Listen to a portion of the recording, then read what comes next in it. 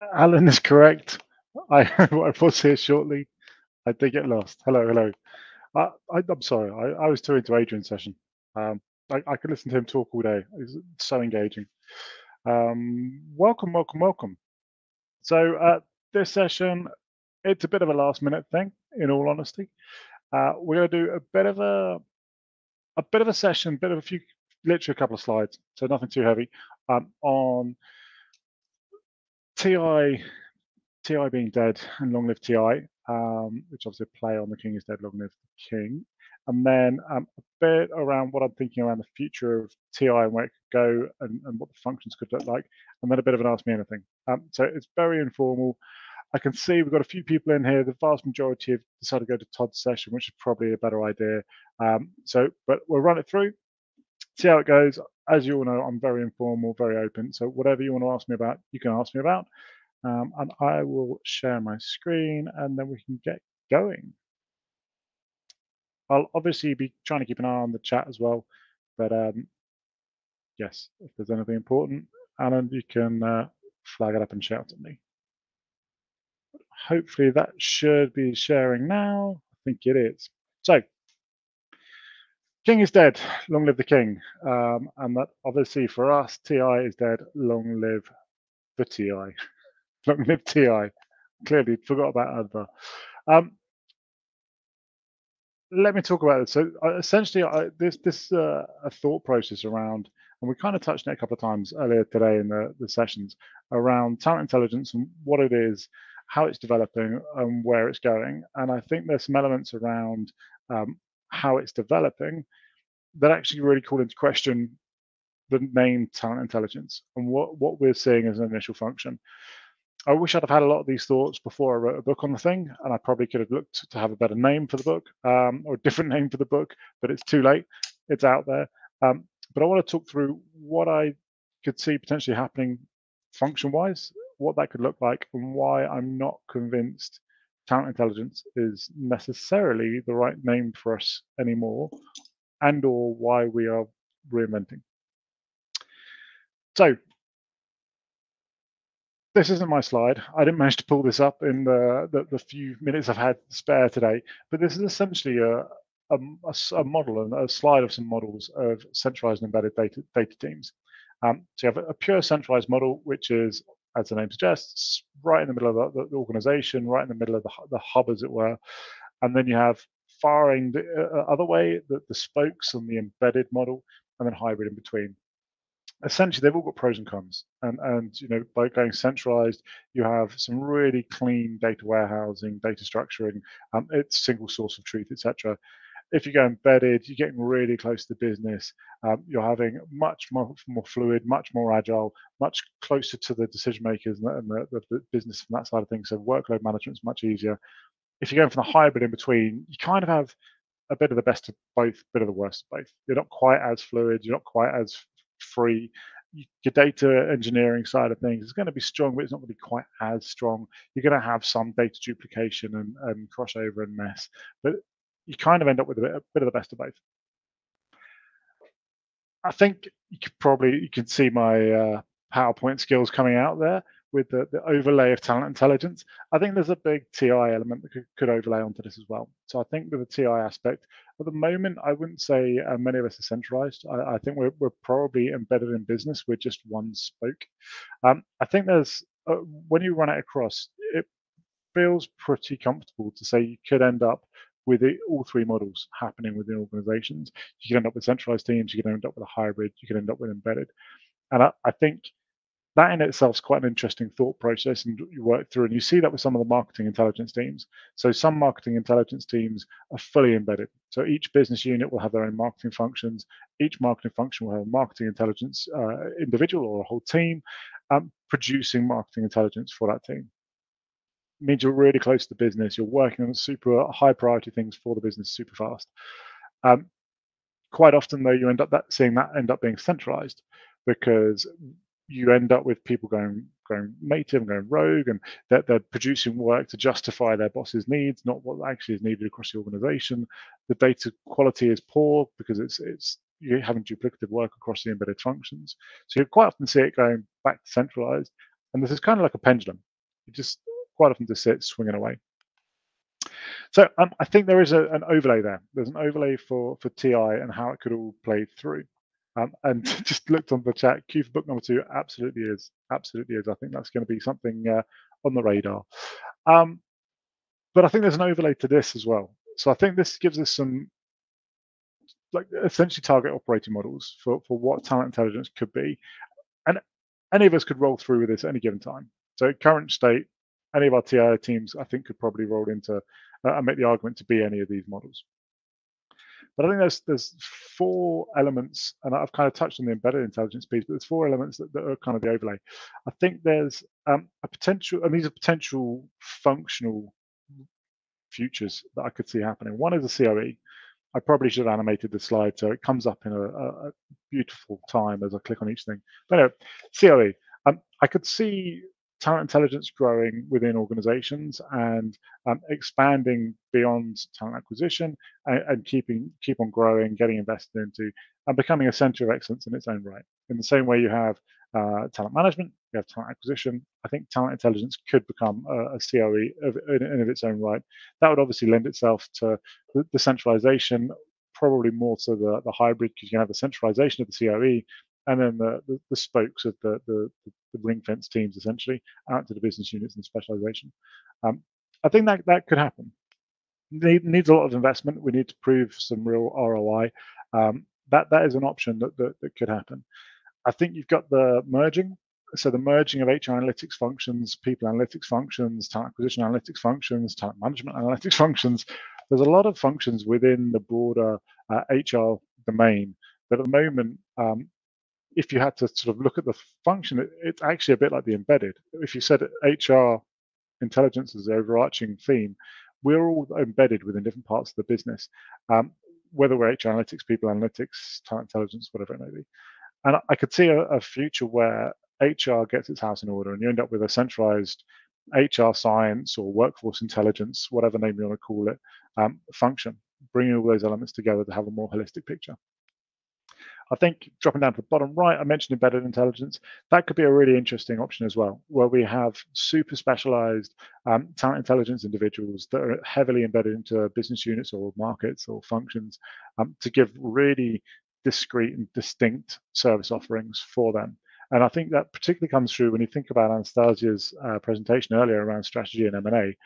That's very, very different from what you might see in real estate, which is very, very different from what you might see in if you have an HR function with TI looking at best practice talent management or best practice org design or org effectiveness.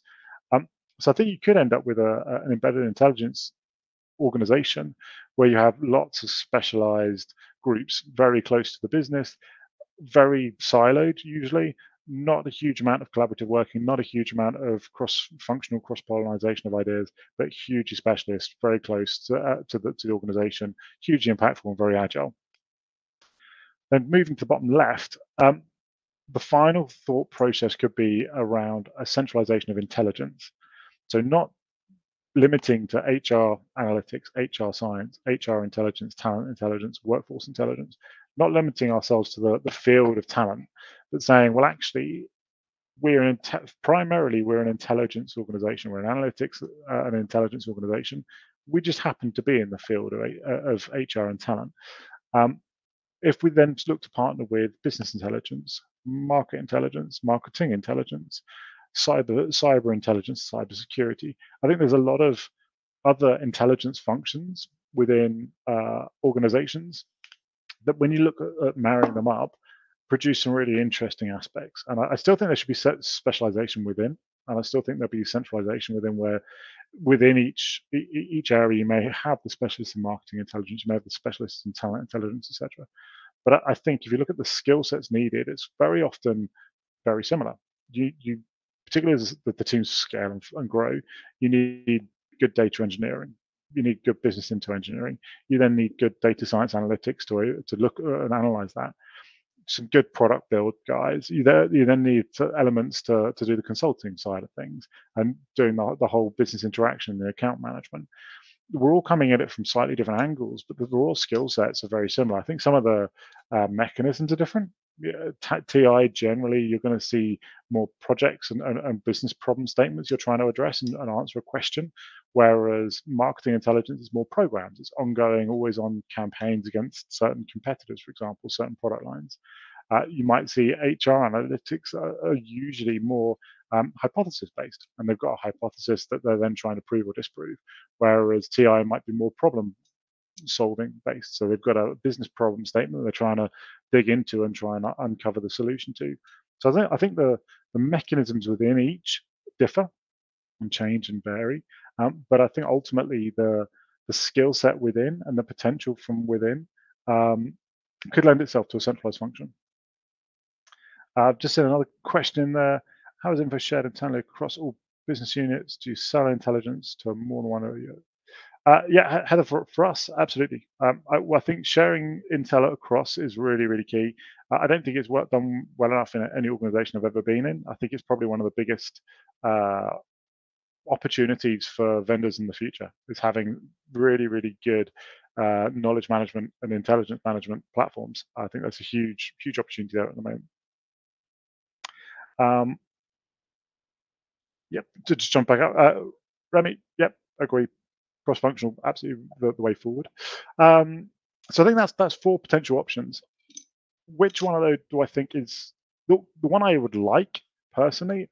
I quite like the central intelligence. I think that's interesting. It gives a very different take, very different flavor, a very commercial flavor to intelligence because you're tying into marketing intelligence, etc. So it has that direct line of sight to both the top of the line and the bottom of the line. You're looking at cost savings and you're looking at efficiencies, but you're also looking at value creation. So personally, I quite like that, but I'm not convinced that's going to be what happens. What I think will probably be most likely is we're going to see the merge. I think we're most likely to see the various elements within HR starting to come together more. And you're starting to see that now with more often than not talent acquisition analytics and the funnel conversion metrics and the guys that will dig into your ATS or CRM platforms, starting to get that analytics capability. You're starting to see that more and more getting into the HR analytics teams. So I think that may well be a route that ends up happening. I think you're going to see that continue to develop as well. So if I look at kind of the overall life cycle, as it were, of the employee life cycle, you've essentially got this is a fairly standard wheel of a potential employee, candidate, an employee, and then if somebody leaves, they become a former employee. And then if you overlay that with the various different analytics, intelligence type teams that you might see engaging with these sorts of individuals, when they're a potential employee, you're going to get a lot of sourcing intelligence, trying to understand how to engage with that employee, what's the total addressable market, what's the funnel conversion metrics, etc. You get recruitment marketing analytics, looking at persona identification, persona intelligence, looking at how to drive through and turn that potential employee into a candidate, etc. As you move through to candidate, you're getting much more data around talent assessment and all the weird and wonderful things that go on within talent assessment, right through to talent acquisition analytics, and channel, funnel conversion metrics, etc., etc. As that then comes towards HR analytics, that candidate to employee part of the journey, you see a huge overlap. So as I say, TA analytics can quite often fall within broader HR analytics nowadays. There is no reason really why HR analytics is bold in that picture. It just happened to be. But within HR analytics, you get a raft of different product lines, essentially, whether it's employee engagement, workforce planning, talent forecasting, talent strategy. And then obviously, as you're looking to be an employee and looking to leave, you start getting towards exit interview and the rich data that can provide. I think for me, you then have TI kind of sits over the top here, but I'm not sure TI is the right name for it. I think workforce intelligence is probably the closer name. The reason, and within this, obviously, we're looking at exit interviews, we're looking at location strategy, competitor intel, candidate listening, cultural intel, lots of different things within there. The reason I highlight workforce intelligence rather than talent intelligence is I think talent by its name talent as a definition is something you're innately born with. It's something that you have. I think talent acquisition, talent management, the names we choose there will mean that if we pick talent intelligence, I think it's naturally feels like it's restricting our value. and it's restricting our impact to the talent life cycle. And I think a lot of the work we do isn't that talent life cycle; it's beyond it. It's outside of it. And I think that broader workforce intelligence is probably where we're going to see the name starting to stick a little bit more. I know Josh Burson did an awesome paper recently where he was talking about workforce intelligence and the combining of the different HR science functions. And I think he actually landed on the name talent intelligence, ironically. But yeah, for me, I think we'll probably end up edging more towards workforce intelligence, particularly as we start bringing in more economists and labor market economists into our functions when they're looking at the overall labor force, the overall workforce. It feels more complete, feels more holistic. I actually quite like human capital intelligence as well, but that feels a little bit like the Borg, and you're going to take people over. So I don't think that one will land so well. I don't think it's a very comfortable term or phrase. So yeah, I could see workforce intelligence kicking through. Just jumping into the chat, see if there's anything there I need to pick up on. I'll reverse back to the chat afterwards. And then that's talent acquisition. I think in my book, I call this function WAIFs, so Workforce Analytics, Intelligence, Forecasting, and Strategy. Since I wrote it, I realized it's a terrible name, and I don't think that's ever going to take off as a name, but I like the concept. I think conceptually, I quite like seeing this holistic life cycle of everything from former and potential employees right through the entire employee life cycle back out again. I think it sets things really contextually, and I like that. So whatever this function is called, whether it's HR science, whether it's workforce intelligence, whether it's workforce analytics, intelligence, forecasting, and strategy, which is a heck of a mouthful, I don't know what it will be called, but I think this is what I could see developing and coming together as these teams start to all merge and look at more overlap between the different functions. And I think where it gets really interesting is where you take that WAIFs function and see where it overlaps with other intelligence units. And this is where the concept of centralized intelligence kind of comes in. This is a pretty horrific looking slide, and I'll send these out to everyone if anyone wants to look at them. But essentially, it's seeing how that workforce intelligence function then overlaps with M&A strategy, marketing intelligence, exec recruitment, org design effectiveness, comp and bends, real estate intelligence, etc., etc. I stopped drawing this picture because essentially I ran out of places to do overlaps. But that keeps rolling through. There are more functions that are interested in different parts of these data sets and different elements of this data. And that contextual thinking and that holistic thinking is where I think the real value goes. I think once we start getting out of HR, out of TA, out of HR altogether, that's where we really start seeing the value. When we're starting to tie our labor market data into our marketing strategy or our M&A strategy, that's where I think we're really going to see the biggest impact for TI, whatever its name may be. And that's what I think the future could be. I think that's where we could potentially see things developing as we roll on through. I do think WAIFs is a ridiculous name. I like it, but it's ridiculous. But that's it. That's all I had. It was a few slides, I say. Ask me anything. And I realise it's got dark while I've been presenting as well. So absolutely feel free to chuck questions my way. I'm going to jump back into the hop in now, so I can see if there's any questions coming up there. Ask me anything about this. Ask me anything about anything beyond as well. As always, I'm an open book. So whatever you want to know, ask away, and I will answer what I can. And we've got 10 minutes, so plenty of time. So let me go through the chat first, just to see if there's anything there. Actually, no, that's a lie. I'm going to go for Q&A first, because that's where people who actually ask what they're meant to. Workforce intelligence, you paving the way for rebrand of the book for Christmas. Yes, no, I'm not. It was so painful getting the first one out. I don't think I'll be doing another one anytime soon. But I think there probably is an element of that in terms of where I think things will evolve. And it's the industry has got the potential to go so far and so fast. I hope we maximize it. I hope we take this opportunity. I think there's very few chances in life where you get to set up an entire industry and we get to frame what the industry means to us. Not many functions get that. If you work in finance, you haven't really had that chance. If you work in marketing, you really haven't had that chance. So I think for me, I think it's an interesting opportunity, and WAIFs could be the way forward. Just next question from Gary. Thank you. Can I foresee it supplying the HR and HRDs in their present form? Yeah, I think that's a good question. I think when you look at a lot of the HR operating models, they essentially have HRDs and HR business partners as these strategic partners and really strategic partners to the organization. But quite often, they're not given the ammunition to be strategic partners. I think what they'll probably end up being is, and you see that with HR analytics, quite often HR analytics will build these wonderful tools, these wonderful dashboards, put them out there, um, and then they're not really utilized as effectively as they could because HRDs and HR business partners are too busy business partnering to get into data. So I think what we'll probably see is the HRD, HRBP role becoming what it should be in terms of proper business partnering. But I think with the workforce intelligence, whatever that phrase is, as that stands up and we can have more consultative and senior level conversations around it, I think that's where we get drawn into those conversations. So rather than the business looking to HRD, HRBP to answer all the questions for them, it's more like being a conductor for an orchestra, and they're just pulling up on the data points, pulling up on the experts they need to get them in front of the leaders. Um, I think at the moment we frankly make it too hard for the HRBPs and HRDs. We're so because we're so split and so siloed between the different HR science functions. It's just too hard.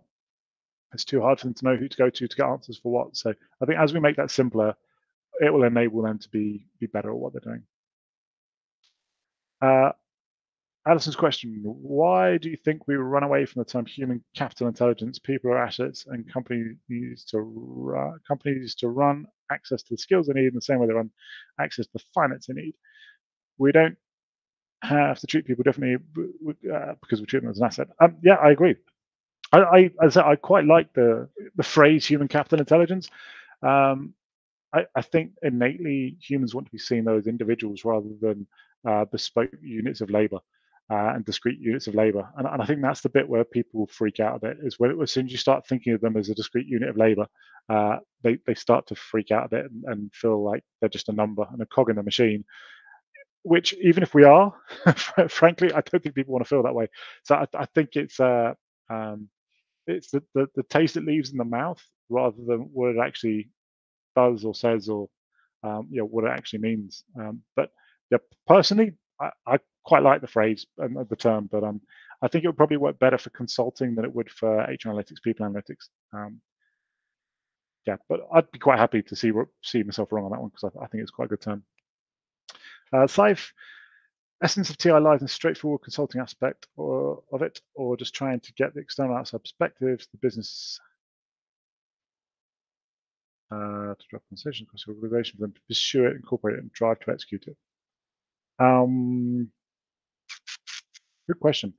I think you really need both. I think you need the without the heavy consultation, it's very difficult to make the external data land. And but to really have that consultation, you have to have some really good data quality and some really good external perspective. I think it comes down to which incredibly smart. I think as Einstein said, if you can't explain it simply, you don't understand it enough. And I think that kind of yeah kind of falls into that bucket where I think the consulting aspect is really important. I think we see a lot of good work across the industry when I talk to peers and other TI leaders and individual practitioners. I think we see a lot of really good TI work not landing. And the same goes with HR analytics, people analytics. You see a lot of really good work not landing because we're really good at that data aspect and really good at understanding the external perspective, internal perspective, cutting the data, doing your regression analysis, etc. But we don't have the consulting skills to actually make it land with the business. We're not doing that sales aspect and really pushing them on why did they have to care about this stuff. So yeah, I'm going to be the politician on that one, Saif, and stand on the fence. Remy, centralized model implies much data convergence. It means stellar data stewardship standard throughout the organization. How do you work with other data owners and IT? Would you also include a B plan? Yeah, I agree. I think we're way off a centralized model. If I'm going to be honest, I think there are elements of that you can do, and we've seen in other companies and in the past where you can work with other intelligence organizations where you have essentially a single data point that's the parameter to cover. So competitor intelligence for marketing marketing intelligence and talent intelligence, it's really clean, works really cleanly together because you're looking at a company level or a geographic level, and you can just cut into it, and your data sets are completely discrete.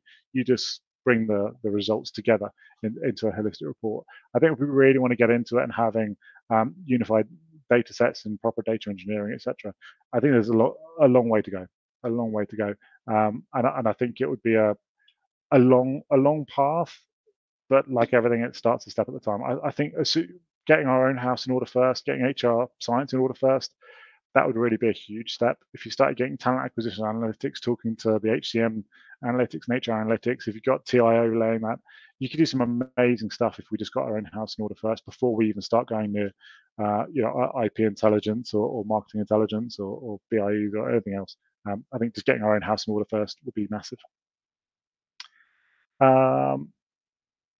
Heather, can experience is a key in my opinion.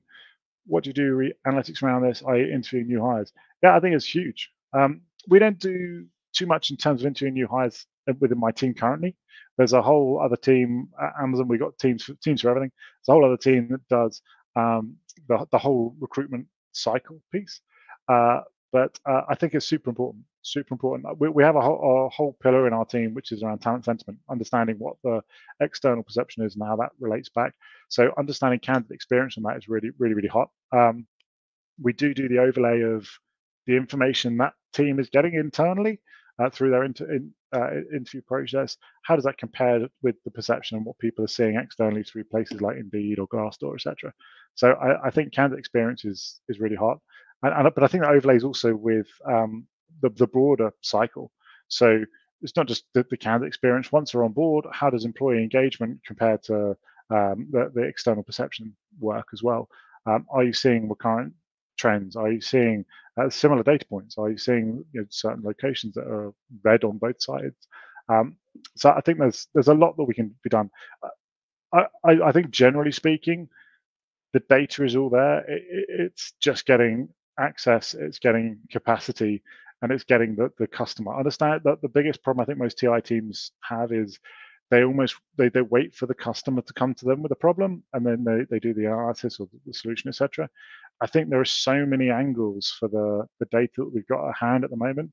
It's almost better to say, do you know what? Find interesting data sets, do interesting work and analysis, because there will be a customer internally. We don't know who it is yet, but there will be a customer internally, and then just go and pitch into them afterwards. I think I've covered off all the questions. Let me have a check on my chat. I don't think there's anything there. Are there any differentiators between where it went? US intelligence, US versus Europe, EMEA. I don't think so. I think broadly speaking, people are looking for the same things. I think the biggest differentiator will be the access to data. The US obviously has so much cleaner governmental data, so much higher LinkedIn penetration rate, so it's got cleaner data sets. So yeah, beyond the actual data access, I don't think there's much difference at all. But that's me done. That's the end of my time. Thank you all so much. If you've got any questions, reach out to me anytime on any platform, wherever you find me. But yeah, thank you all. Go off to the next sessions. Thank you and goodbye.